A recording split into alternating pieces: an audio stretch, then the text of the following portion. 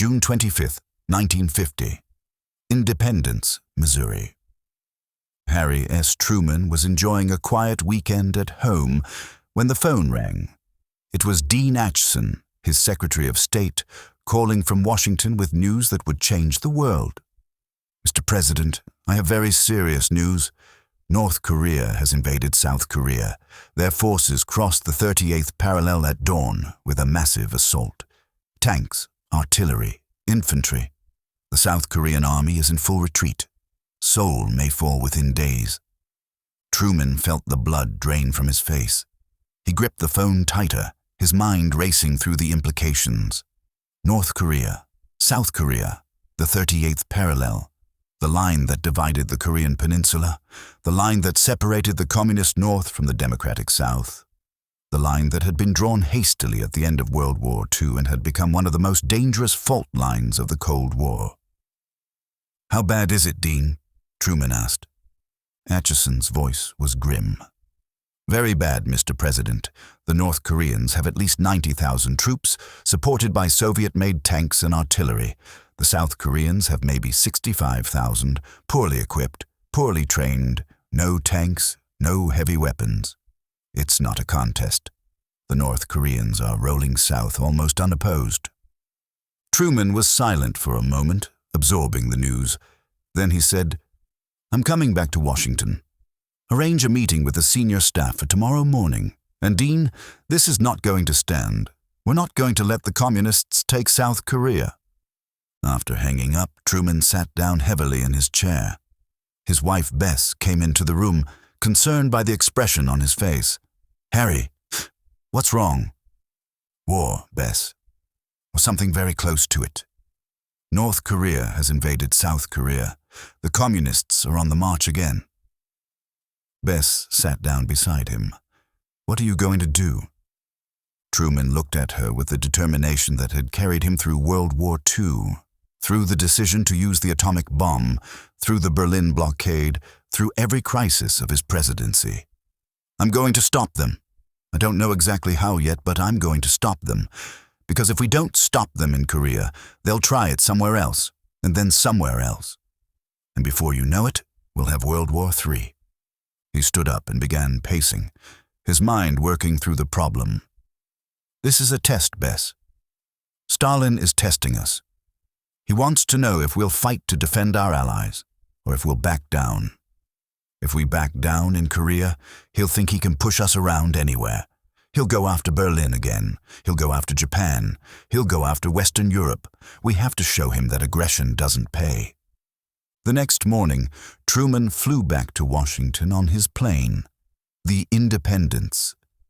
During the flight, he thought about history, about the 1930s, about how the democracies had failed to stop Hitler and Mussolini and the Japanese militarists, about how appeasement had led to World War II.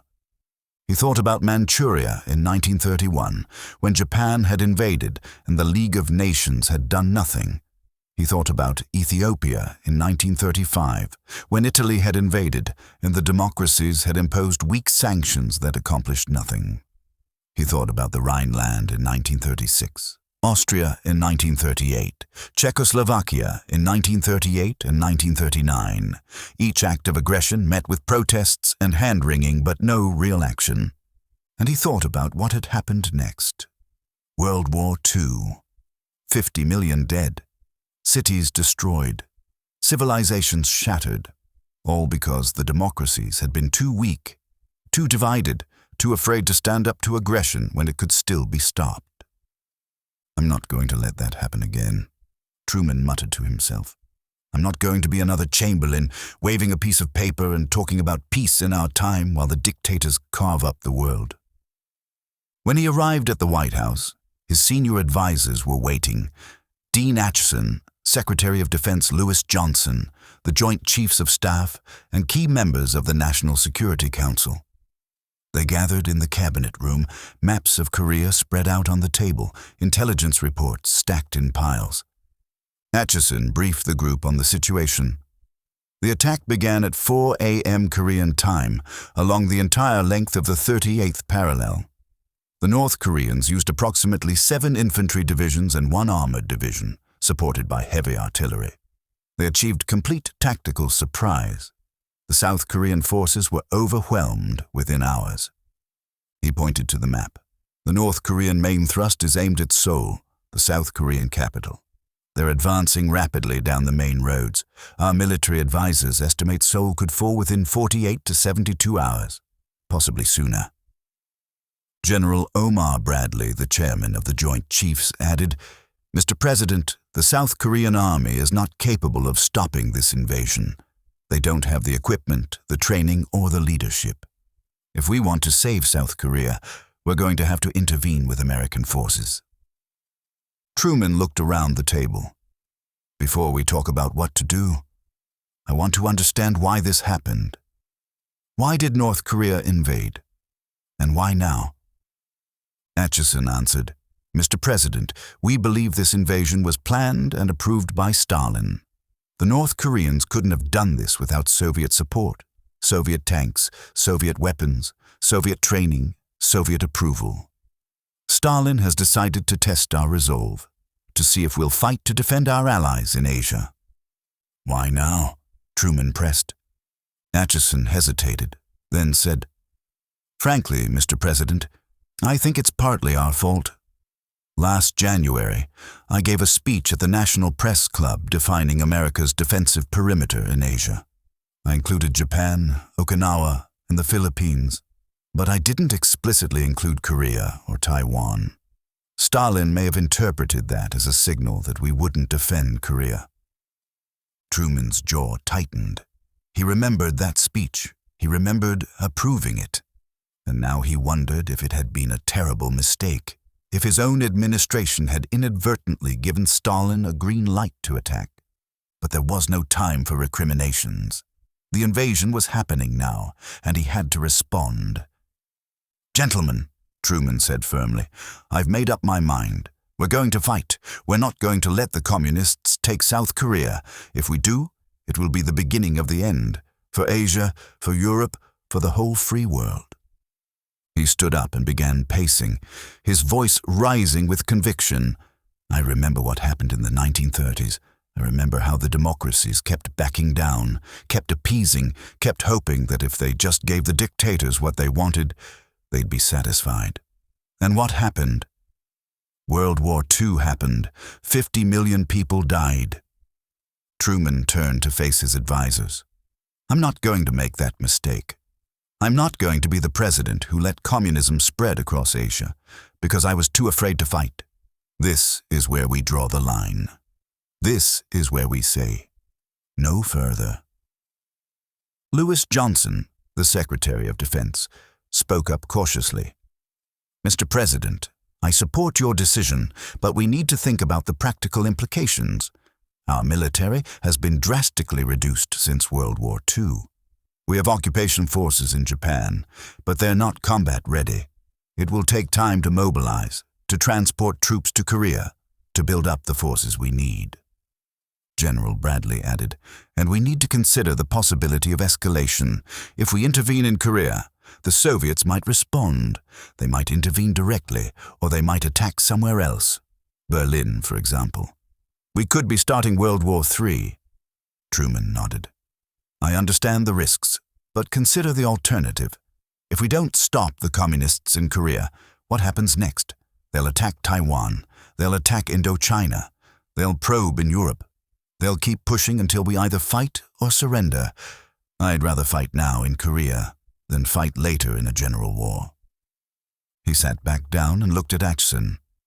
"Dean, I want to take this to the United Nations. If we're going to fight in Korea, I want international support.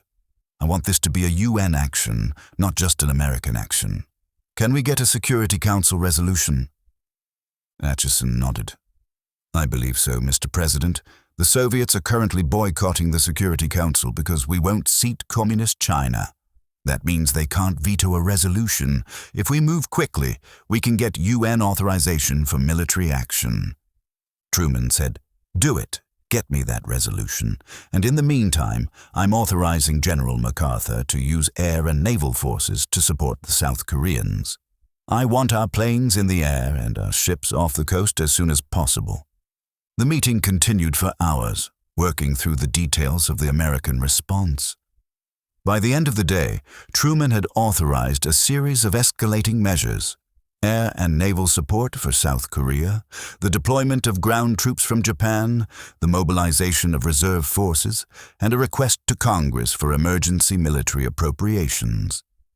That evening, Truman sat alone in the Oval Office, contemplating the magnitude of what he had set in motion. He was committing American forces to combat for the first time since World War II. He was risking war with the Soviet Union. He was betting that Stalin would back down rather than escalate to a general war. But he was also defending something important: the principle that aggression must be resisted, that free nations must stand together against tyranny, that the mistakes of the 1930s must not be repeated. Truman picked up a pen and began writing in his diary. June 25, 1950. Korea is in crisis. The communists have invaded from the north, and the South Korean army is collapsing. I've decided to intervene. We will use air and naval power immediately, and ground troops as soon as they can be deployed. I know this is a dangerous decision. I know it could lead to a wider war, but I also know that we cannot let aggression succeed. If we do, we will have learned nothing from the 1930s. We will have invited another world war. The communists understand only one thing: strength. They probe for weakness, and when they find it, they exploit it. We must show them that we are strong, that we will fight to defend our allies, that aggression will be met with force. I pray that I am making the right decision. I pray that this intervention will be successful and that it will not lead to a general war. But I cannot stand by and watch South Korea fall. I cannot be the president who let the communists win because I was too afraid to fight. 2 days later, on June 27th, Truman addressed the nation from the White House. He sat at his desk, his face grave, his voice steady and determined. My fellow citizens, I want to report to you on the situation in Korea. On Sunday, June 25th, Communist forces from North Korea launched a full-scale invasion of the Republic of Korea. This attack was made without provocation and without warning. It is a clear act of aggression, a violation of the United Nations Charter, and a threat to peace throughout the world. He continued, the United Nations Security Council has met in emergency session and has called upon all member nations to render assistance to the Republic of Korea in repelling this armed attack. The United States will vigorously support the effort of the Security Council to terminate this serious breach of the peace. Then Truman announced the actions he had ordered. I've ordered United States Air and Sea Forces to give the Korean government troops cover and support. The attack upon Korea makes it plain beyond all doubt that communism has passed beyond the use of subversion to conquer independent nations and will now use armed invasion and war. His voice grew more emphatic. It has defied the orders of the Security Council of the United Nations issued to preserve international peace and security. In these circumstances, the occupation of Formosa by communist forces would be a direct threat to the security of the Pacific area and to United States forces, performing their lawful and necessary functions in that area. Accordingly, I have ordered the 7th Fleet to prevent any attack on Formosa. Truman then placed the Korean crisis in the broader context of the Cold War. The attack upon Korea is a clear challenge to the basic principles of the United Nations Charter and to the hopes of mankind for peace. If this challenge is not met, the United Nations will have failed, and aggression will be encouraged throughout the world. He concluded with a call for unity and resolve. I know that all members of the United Nations will consider carefully the consequences of this latest aggression in Korea, in defiance of the Charter of the United Nations. A return to the rule of force in international affairs would have far-reaching effects. The United States will continue to uphold the rule of law. After the speech, Truman met with congressional leaders from both parties. He explained the situation, outlined the actions he had taken, and asked for their support. The response was overwhelmingly positive. Republicans and Democrats alike rallied behind the president. Senator Arthur Vandenberg, the Republican foreign policy leader, declared, "We must stand with the president."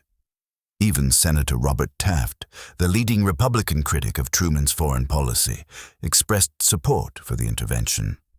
But Truman knew that the easy part was over. The hard part, the fighting, the dying, the long struggle to push back the North Korean invasion, was just beginning. Over the next few days, the news from Korea grew worse.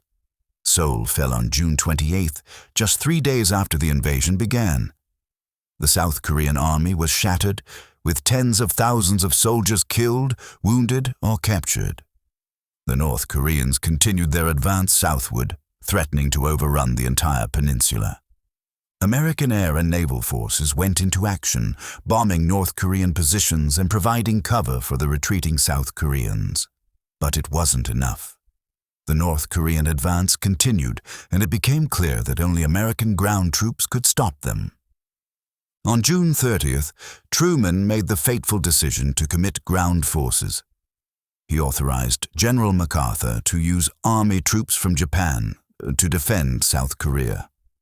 The first American soldiers arrived in Korea on July 1st, hastily deployed from occupation duty in Japan, poorly equipped, inadequately trained for combat. They were thrown into battle against the North Korean juggernaut and suffered terrible casualties. The Battle of Osan on July 5th was a disaster. A small American force was overwhelmed by North Korean tanks and infantry, with hundreds killed or captured. The survivors retreated in disarray. But Truman never wavered. He continued to pour reinforcements into Korea, building up American strength, preparing for the counteroffensive that would eventually come. And he continued to frame the conflict in moral terms as a struggle between freedom and tyranny, between the rule of law and the rule of force. In a message to Congress on July 19th, Truman explained his reasoning. The attack on the Republic of Korea was a clear challenge to the basic principles of the United Nations Charter and to the hopes of mankind for peace. If this challenge had not been met, the United Nations would have been destroyed, and the hope of a world order based on law would have been shattered. The free nations have learned the lesson of the 1930s. We know that appeasement of aggression leads only to more aggression. We know that the only way to maintain peace is to be prepared to fight for it. We know that the cost of resisting aggression is far less than the cost of letting it succeed. He continued, "In Korea, we are fighting for the principle that armed aggression must not be allowed to succeed. We are fighting to show that the free nations will stand together against tyranny. We are fighting for the future of the United Nations and for the hope of a peaceful world. This is a hard road. It will require sacrifice and determination, but it is the right road, and I am confident that the American people will support it." Late at night, after the meetings and the briefings and the decisions, Truman would sit alone in his study, thinking about the soldiers in Korea. He thought about the young men fighting and dying in a country most Americans had never heard of, for a cause that many didn't fully understand. He thought about their families, waiting anxiously for news, dreading the telegram that would tell them their son or husband or brother had been killed. And he thought about his own responsibility. He had sent those men to Korea. He had made the decision to fight. If they died, their deaths were on his conscience, but he never doubted that he had made the right decision. The lesson of the 1930s was burned into his memory. Appeasement didn't work. Aggression had to be resisted. The free world had to stand together, or it would fall separately. "We are fighting in Korea," Truman wrote in his diary, "so that we will not have to fight in San Francisco or Chicago or New York. We are fighting to stop communist aggression before it spreads across Asia and threatens the entire free world. We are fighting because the alternative, letting the communists win, is unthinkable." He put down his pen and looked out the window at the Washington night. Somewhere across the Pacific, American soldiers were fighting and dying. The war he had started would go on for 3 more years, would cost over 36,000 American lives, would end in stalemate rather than victory. But Harry Truman never regretted his decision. He had drawn the line. He had said, no further.